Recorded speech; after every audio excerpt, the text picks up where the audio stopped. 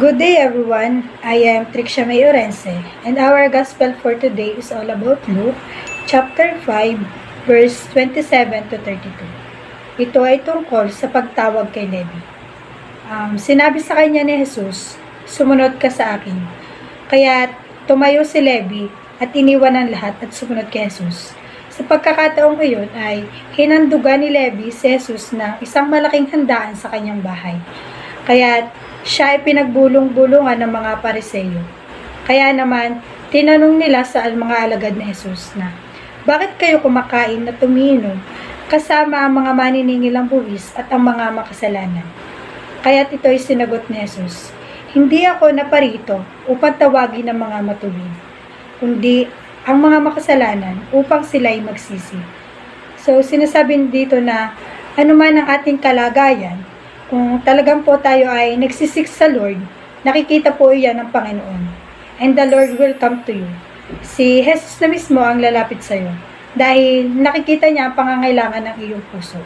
So, kung tayo po ay nag-aatubili o hesitant na lumapit kay Jesus dahil sinasabi natin na, "Hindi ako karapat-dapat Panginoon, sapagkat ako'y makasalanan." So, sa totoo lang, wala namang matuwid sa mundo. Lahat tayo nakakasala at naging makasalanan. Pero ang Panginoon, na parito siya upang handa niya tayong patawarin, handa niyang tanggapin, at handang bigyan ng isang bagong buhay. Katulad ng bagong buhay na binigay niya kay Levi.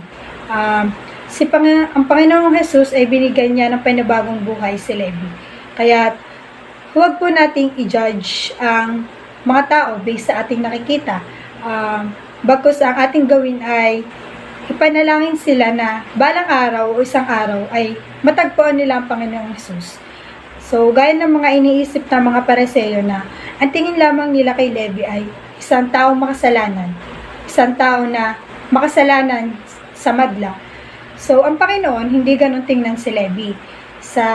O kahit sino man sa atin, na kahit tayo ay makasalanan, mahal tayo ng Diyos dahil tayo ay higit sa ating pagkakasala.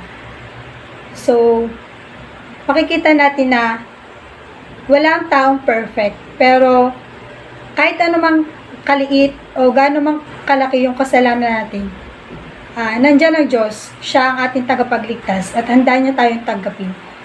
So, yun lamang po. Maraming salamat po, and don't forget to subscribe our YouTube channel and visit our website www.facebook.ph.